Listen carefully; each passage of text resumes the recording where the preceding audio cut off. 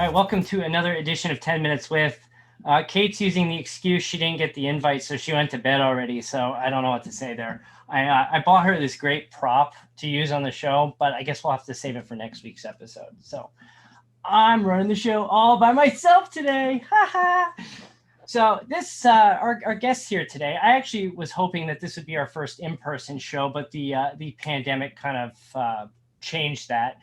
So coming to us from the Phoenix metro area, please welcome Cori Crenshaw and Richie Flores of Sporty with Cori and Richie. Welcome. Hey, nice to be here. And hi. Nice to be in Arizona during the winter. It's always the best. Although these last couple of mornings, I was like 38. Ugh. But then again, it's better than minus 38. Oh, absolutely. Like I've been freezing lately, and that's why I don't understand how people can live in really cold climates. Like it just weirds me out. I spent one winter living in Minnesota for a job, and I worked outside, and the wind chill the one day was like minus 47, and I'm in like 5 layers of clothes and then like Carhartt overalls and a giant Carhartt jacket. I'm just like, this is just unacceptable. But yes, I got down here 4.5 years ago, and I'm just like, why didn't I come here sooner? But anyway, let's jump right into it. How did the two of you meet, and why did you start a podcast?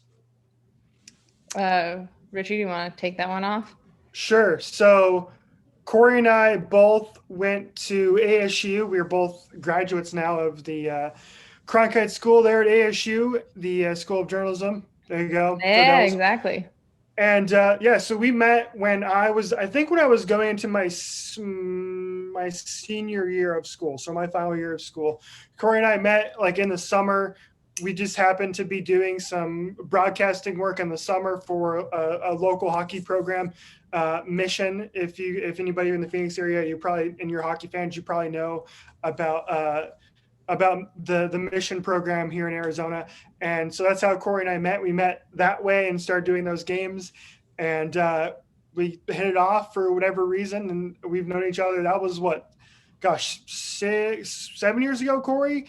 And now we're best friends. And then we were like, hey, we should start a show because we don't have anything else to do. And then, and so it just kind of went from there. Although I think, Cori, you're better at telling the story because you were the one that originally texted me just completely out of the blue that was like, hey, we should start a podcast.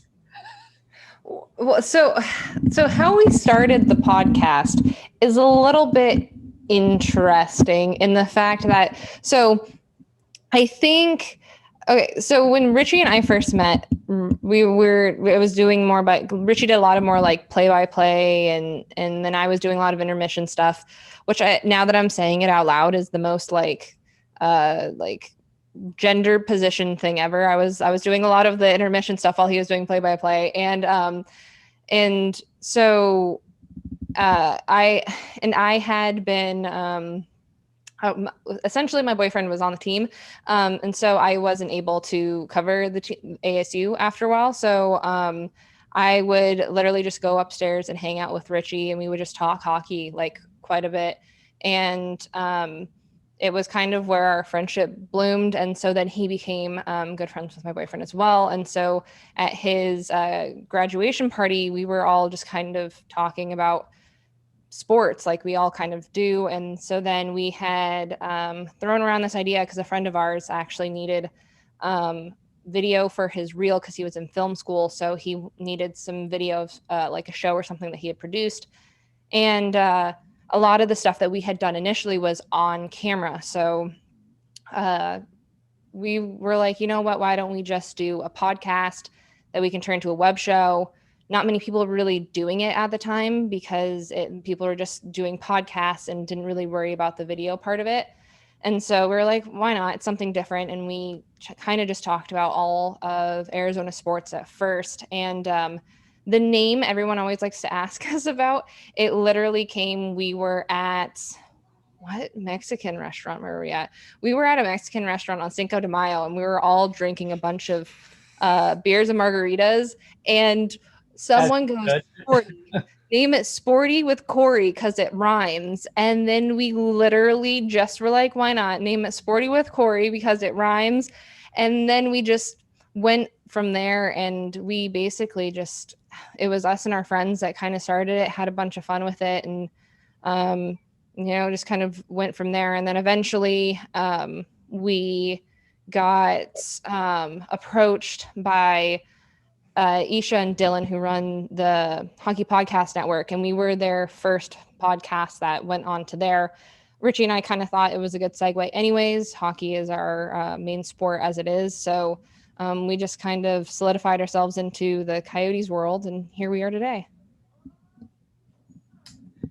So being local, I've seen, I see a lot of things close up. Living outside the Arizona area, it looks from an outsider's perspective that it's tough being a Coyotes fan. For essentially the duration of this franchise, there's always been the threats of ownership problems, bankruptcies. Are they going to move? Like, how, as a fan of a franchise, like how can you get into it knowing that like this, am I remembering correctly? They filed for bankruptcy or were really close to bankruptcy like 10, 15 years ago. What is that like as somebody who's decided to cover a franchise like that? Like, how does it keep you focused? Yeah, it's been a little bit better over the last couple seasons because they've been a lot more competitive. But like you said, when they came out of bankruptcy, when the NHL essentially bought them and they were ran by the NHL there for a couple of years, it was basically they could pack up and move at any moment. And luckily they've stuck around. They've now found a really good owner, I think, in Alex Marullo, and they seem to be finding their footing here in the Phoenix market now that they're starting to win. They had their best attendance in over a decade this past season before obviously COVID hit. They were averaging over 13,000 fans a game, which they haven't done again since 2009 basically. And you're right. Yeah, it's not easy being a Coyotes fan, but I think the reason why is people are passionate here and people are passionate about the sport here, and they want to be a part of basically build. It's like a grassroots effort almost is the best way I would describe it, right? Where people want to get in on the ground floor of this franchise that was struggling, and they want to be able to build it. And we're seeing that. We're seeing that with the growth of, and Cori and I have talked about this recently on our show, where the sport in general is growing here. We're getting ASU hockey's getting their own rink built. That's going to open up in 2022. Another rink just opened up here locally out in Gilbert. That's basically home to the Arizona Coyotes, which is the women's program here in Arizona. So I think that's why people are kind of, it's part of being a Phoenix sports fan in general, where not a lot of great things happen, but you're still a fan anyway because you love the sport. And that's what's happening. There are a lot of passionate hockey fans here that grew up here. And so that's their hometown team. It's the Coyotes, and they're going to fight for them every single second of every single day. And you see that on a consistent basis. That's why I like being a Coyotes fan. It's because we're the underdogs, yes, but I would argue that we are some of the most passionate fans in the entire sport because of the city, because of the landscape of the NHL in general. And we're only going to grow from here. I think we're on an upward trajectory now. It also helps too it seems like I'm over on the east side of the valley, and there's a lot of hockey demographic over here in the Chandler Gilbert area, and making that drive out to Glendale, I-10 through rush hour Phoenix, that sucked. That is a crappy drive. And they recently last year opened that 202 South Mountain that essentially you get, go all the way around. And we took that I want to say it was late December last year. And oh my God, it was so much nicer. It's like, okay, I can make the drive out to Glendale now. It's not 8 Cardinals games. You have to go for an entire NHL season, and now having to be, going south around Phoenix, I think that honestly is going to be a huge help as well, assuming they stay in the Glendale area. Can you tell all of the people on Twitter that love to argue with me that driving to Glendale really isn't that big of a deal, and that hasn't been like hindering people through previous years before all that stuff was built. Like they want to argue with me about that all the time. And most of them live in like Canada or on the Northeast or something like that. It drives me insane. Like that, there's so much that's developed that has helped people moving, like coming from that area. Mm-hmm. But like coming from down there to Glendale is absolutely atrocious. And that was a large part of the problem. I mean, Glendale itself will always be a problem for the Coyotes, but that was always one of the biggest problems, was getting people from, and even getting people from Scottsdale over to Glendale was always hard. Like my job is in Scottsdale and it takes me 2 hours if I were to go straight from my job during rush hour traffic, non-COVID, and get to the rink. So it's pretty bad, and that's why like I'm really glad that there's a lot of things that are expanding that are allowing more fans to games, because that's also going to be a big part of it. Do you see him staying in Glendale, or are they? I mean, they've been rumored to. They have that Tempe stadium that fell through almost as quickly as it was announced. I mean, do you see them staying in Glendale, or are they going to go somewhere else? Hopefully, inside the state. Absolutely. I don't think. I don't think Glendale's sustainable at all. That relationship between the team and the city has been worn out for 4 or 5 years now, and it's not sustainable. They got to find a solution on the East Valley somehow, some way. And who knows, with Alex Murillo, and Cori and I have talked about this. Alex Murillo is the deal maker. He's the guy that has built businesses from the bottom nothing back up again. And Javier Gutierrez as well has that same type of business type experience.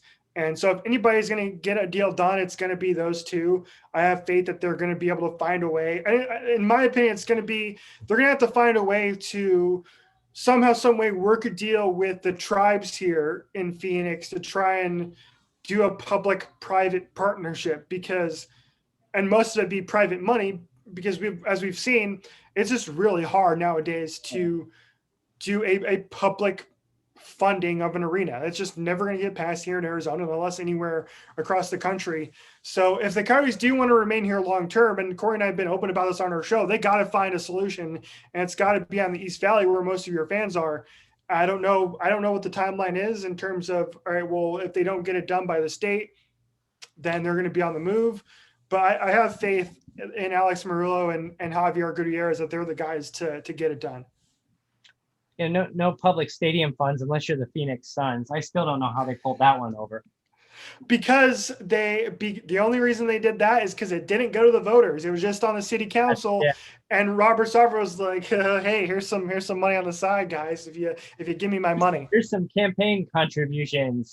Yeah, exactly. Yeah, yeah, I do. And then I remember recently the old GM of the Suns made a kind of a statement on Twitter. Although he's been kind of especially whiny as of late, but he made some comments where it sounded like it was not a contribution, but more of a bribe without actually calling it a bribe. Yeah, that was Ryan McDonough. Yeah, that's what you're talking about. Mm-hmm. Yeah, that was pretty ugly. But Mr. Goats in the Office, Ryan McDonough. Yes. if you remember that story where Robert Sarver like basically put goats in Ryan McDonough's office for whatever fucking reason. I don't know. I believe the goats like crapped all over his office. Yeah, exactly. Yep. So for people who say the Coyotes are a badly run franchise, look at the Phoenix Suns. They're worse, right? Yeah, at least the Coyotes have been in playoff contention. And then you have the Diamondbacks who are threatening to leave, and then you have the Cardinals who generally been terrible minus a few years. It's kind of hard being an Arizona fan.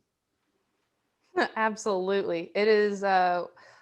You have a new strength that you never knew you had when you're an Arizona fan of any of our teams. It's a large amount of disappointment all the time. So it's just coping mechanisms. You find many of them. All right, so let's jump ahead. Since you've started your podcast, I'm sure you've learned something. So can you share a piece of advice you've learned since you've started your show? Do you want to go first on this, Cori, and then I'll follow up? I guess maybe my biggest thing that I've found with it, going through from like where we started to where we are now, is to do it with someone that you trust and someone that constantly is like, even if they're not your best friend, someone that meshes with you so well. Richie and I, like, we plan out our shows and we do a rundown and everything because of the fact that, like, that's kind of where we both come from, and especially him being in radio and everything. But like, we could do zero preparation and still have an amazing show because Richie is my best friend, and this is literally like what we do in our day-to-day lives. Like, if I was to go over to his house right now, we could talk about the same stuff and it wouldn't even remotely like change. And like, I think that's one of the beautiful things about like our podcast, is the fact that you really just get to see an insight into like what we genuinely think, because these are the conversations we would be having in private where we're just having it with our listeners. And I think that's really key to being in a podcast, is not taking all of the stuff so seriously all the time, because we have fun and we have personality and we're goofy and we're weird a lot of times, and it's not. And I think everyone gets so afraid of that, like people are going to judge them and stuff, and it's like, people always are going to judge you no matter what you do. You might as well be authentic and really enjoy what you're doing, rather than try and do what you think people want you to do. And you could, because a lot of people would be surprised in the fact of how many people are just as weird or enjoy your weirdness as much as you do. Yeah, there's a reason why Cori and I's show on the Hockey Podcast Network was one of the highest listened to shows during this pandemic, is because I think that's exactly what Cori mentioned, is that we are not afraid to go outside the box. And that would be my piece of advice to everybody. And I say this about my time in radio. That's what I've learned is, guess what? People don't want to listen to sports talk for 3 straight hours and everything be serious. Not anymore. So what Cori and I do on our show is we are not afraid to go outside of the box pretty much at every episode, especially when there's not a lot of hockey going on. It's a lot easier to do that. But even when there's hockey going on, we can do entire shows not about hockey. We did one of our most recent shows. We did 20 minutes on hockey and I think 40 minutes on other stuff. We talked about Fast and the Furious. We talked about whiskey. We talked about things that I won't mention on this show that are a little NSFW, not safe for work. You can go listen to that show. We did talk about an 18-foot python that lives in Florida one time. Yes. That is true. Richie started a segment of random stuff, and he's been finding a lot of things mostly from Florida. But we talk about a bunch of very weird things. And one of them just happened to be an 18-foot python. So if you don't want to get eaten by a python, probably don't go to Florida. I'll take that. And I have to say, I saw your Fast and the Furious the other day. I have seen exactly 0 of those movies. Neither is Richie. Those really disappoint me. So that's Cori and I will usually do a movie of the month with my roommate Kat, and we will pick a movie every month to watch together. And I think that's what we're doing next. Cori and I agreed, I think, right? Is that what we're going to do? We're going to start me watching Fast and Furious. You have to go all the way back to 2001. Yeah. Yikes. In all of its glory.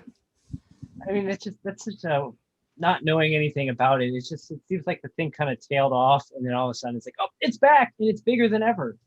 It's like the complete opposite of every other movie outside of the Star Wars franchise that just kept going on with sequels. I mean, it's amazing how that, like, it was huge, and then, Tokyo Drift comes out, not so huge, and then, of course, you get the Rock involved, and it's gold. I had an argument with one of the owners of our network. Tokyo Drift has no relation, like outside of one character, it has no relation to the rest of any of them. Technically, 1 and 4 connect. 2 is like a background on one of the characters, like what happened between, they did like a 5-year jump it was just kind of like something he did in that 5 years. But like it goes from 1 to 4 to 5, and then once you get past 5, like it still continues a storyline ish, but it goes more into just Fast and the Furious movies of just it's like any of those movies that become a cult following. It's not so much about the storyline in that original movie as much anymore, as much as people just loving the franchise itself and just going to be like entertained, basically. Maybe I should check it out. I've been putting it off for 20 years almost. So, it's not like I'm going anywhere right now. I was actually keeping a list for a while of movies I was watching during the pandemic, and there were some bad ones on that list. The one that stands out to me was Pat Morita, who we know as Mr. Miyagi from the Karate Kid movies. He did a buddy cop film in the late 80s, very, very low budget, like straight to video movie with Jay Leno. No way. Yes. And after seeing it, it was one of those where it's like, there were so many, the movie was terrible. It was so terrible, but there was just so many laugh out loud funny moments. It was one of those, it's so bad, it's hilarious movies. But here's the other thing too, is this movie, there was a bigger movie about 10 years later called Rush Hour. Mm-hmm. Rush Hour ripped this movie off, as far as I'm concerned. You get the buddy cop from Japan coming to America to investigate something, and it's like, okay, in Rush Hour you have the kidnapped diplomat versus a stolen car part, that they're coming after. But it's hilarious. It's absolutely worth checking out. What's the name of the movie? The movie's called Collision Course, and there's like a 2-minute trailer on YouTube that will tell you everything you need to know about it. Oh my gosh, I love Rush Hour though. So how did you come across watching this movie? Was it on Netflix or just like, look, it's no, my brother and I actually have this like we like really bad movies, like really bad comedy movies, and one of our favorite movies is actually Dirty Work with Norm Macdonald and Artie Lang, which is I always get that response when I tell people that, like, Norm Macdonald made a movie. Yes, he did. It was late 90s. Norm Macdonald, Artie Lang are these two buddies, and the bad guy is Christopher McDonald, who played Shooter McGavin in Happy Gilmore. And the movie was directed by Bob Saget. Yes. It's another one of those. It's so bad, it's hilarious. Like, Artie Lang is a terrible actor. Absolutely terrible. Every time I think that there's like nothing that can beat, like, say, like Your Highness and stuff like that. And then people tell me just like the basis of movies, and I'm like, okay, maybe it can. But yes, they need to make money fast. So they decide to start a revenge for hire business. So people like pay them to go and like get revenge on their neighbors or whatever. But it's so bad. But it's amazing. I didn't start the timer on this, but we actually this might end up on the top 4. When this thing finishes up, we'll know if this is going on Kate's leaderboard. But before we wrap up, where do we find your show? Where do we find your social media? Richie, you do better at this than me. Yes, thank you. Okay, it's at Cori_Richie Show on Twitter. That's where most of our stuff is, I'd say, for the most part. That's where we are the most active. On Instagram, it's Cori. Oh my God, I fucked it up already. I told you do better than me at this. I give you a compliment, and this is what you do with it. There's no underscore for the Instagram. It's Cori Richie Show on Instagram. No underscore. And you can see, if you go there right now, you can see Cori's mixing up her drink that she made. All the way down here. I did choke on whiskey earlier on accident, but we're whiskey. Yes, Team Whiskey ended up winning. So Cori drank some whiskey. I have mine over here somewhere. And there you go. So you can follow us on Twitter, Instagram. We're on Facebook too if you want to follow us there. We're not on Snapchat. I don't think anybody's on Snapchat anymore. But I hope not. Oh, and for me personally, it's at rflores91 on Twitter. That's where I'm at pretty much 95% of my time. I get yelled at a lot because people think I hate the Cardinals. That's not necessarily the case. But, it totally is the case. It really is the case. Like, I'm not kidding you. Someone from our network tried to do a bet with us with the game today, and he wouldn't even take the bet. I was like, I will take the bet. Like, my first team is the Vikings because like that's where my dad was born, and before we had a team here, he had to cheer for someone. But like, born and raised here, I'm gonna cheer for the Cardinals anyways because like this is still Arizona, and I'm gonna root for my home team. Richie full blown was like, I'm not gonna do this bet. I'm just not gonna do it. And I was like, wise move. I'm glad I didn't bet the on bet it. ended up not happening anyways, but the fact that he called out of the bet in the beginning, 100%, he doesn't like the Cardinals. Hey, I sat and I was able to watch that this afternoon at the end of the fourth. I'm just kind of like, well, that's unfortunate. I don't know if there's any other way to describe how that last minute and a half went. That's the best way to describe the Arizona Cardinals this year is unfortunate for the most part. You get the play of the year, maybe the play of the decade, and then that's ASU kicker missed again. Mm-hmm. So I wish so much greatness for Zane, considering the fact that he's from ASU. Like, let's at least have him do well. That's the thing that's frustrating is like if it was any other kicker, I feel like I wouldn't feel as bad. Like you get annoyed with kickers all the time. We actually talked about that in our most recent podcast and the fact that like Vanderbilt obviously had Sarah Fuller play and we were kind of talking about like with how bad NFL kickers are, maybe that's where they need to be going in the future. And so that's like the thing is I would love to see Zane do well because of the fact that we're so used to terrible kickers in the NFL that at least the guy from ASU should be the one that doesn't fuck up all the time. Sorry, I just dropped. See, I did fine until now. I can't not curse. I'm so sorry. It's really amazing. It's just you can't find. I mean, in college is even worse. It's like okay, I can understand you can't find 120 decent kickers across the country.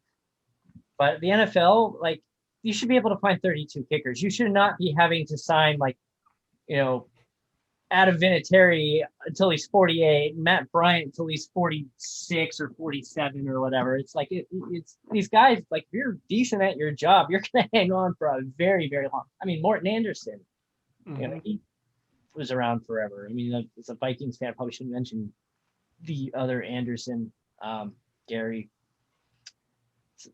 Probably a sore subject in your family. There's so many sore subjects in my family. And like I'm trying to think of what his last name is. I always forget him from his memory. Is it Walsh? Blair Walsh, yes. the frozen ice. Yeah. So like he is such a sore subject to me because obviously he completely blew that game against the Seahawks. But then at the same time, he also won me fantasy football because he was so good the rest of the season. So it's just like, it's very much the Vikings in a nutshell is they can be good, but then when you need them to be good, they're terrible. And that's why they hadn't won like a Monday night football game in like God knows how long. Someone actually like at the end of today's game was saying that like whoever was doing color for it said Kirk Cousins is too good of a quarterback to not make that pass in that type of coverage. And I said, who says Kirk Cousins is that good of a quarterback about anything? He had a turnover that led to a touchdown earlier in the game, and you're saying he's too good of a quarterback in that coverage. I was like, okay, sure. We all know the truth. My wife went to Michigan State, so Kirk Cousins was her pain in the side for a couple of years there. Although he was good in college. He actually had an incident his freshman year before anyone knew who he was. Rob Parker, who I believe works for FS1 now, he reported that there was a fight between like football players and hockey players in a fraternity at Michigan State. And they said that, freshman quarterback Kirk Cousins is in this fight. And he wasn't. His father's like, no, he was at home on the other side of the state of Michigan that weekend. So there's no possible way he could have been in a fight on campus at some kind of fraternity party or fraternity banquet.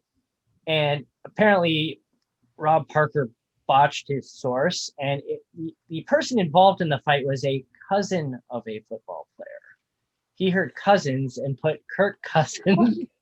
I think he was working for like the Detroit Free Press at the time, and yeah, he got suspended and had to issue a formal apology to the family over that incident. But that was kind of Michigan State's first introduction to Kirk Cousins. Is that? But yeah.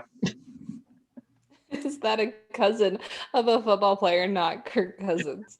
That's pretty good. The irony in that is so high. Yeah, it's pretty amazing. It's like, check your sources before you hit publish on that next time. But, so close, yet so far away. all right, we have to be close to the record by now. All right, we should probably go ahead and wrap this up. So I'll check the official time and I'll let you know after we hit stop. So Cori, Richie, thank you again for being on the show today. Kate had the chance to stop this, but she didn't. That's her problem, not mine. So the show is Sporty with Cori and Richie. Check it out on the Hockey Podcast Network. And I have to say, Richie, your work here on the radio is actually how I stumbled upon the Hockey Podcast Network in the first place. So this whole arrangement was because of that. So thank you. Yeah, thank you for tuning in, and congratulations on everything you've built here at Stadium Scene. You're doing a great job with it, and it was fun coming on the show with you. Hopefully, Cori and I'm still talking to Keep to make sure we get to the record because I really want to do it. I'm just kidding. Thanks for having us. We're greedy like that. You just keep but once we're allowed out of our homes again safely, whenever that may be, I'll swing over to Glendale and I got first round of beers for a game. Sounds great. Awesome. So again, thank you everybody for watching today. Check us out at stadiumscene.tv. Give us a follow at Stadium Scene on Facebook, Twitter, and Pinterest, and at Stadium_Scene on Instagram. And we'll see you next week.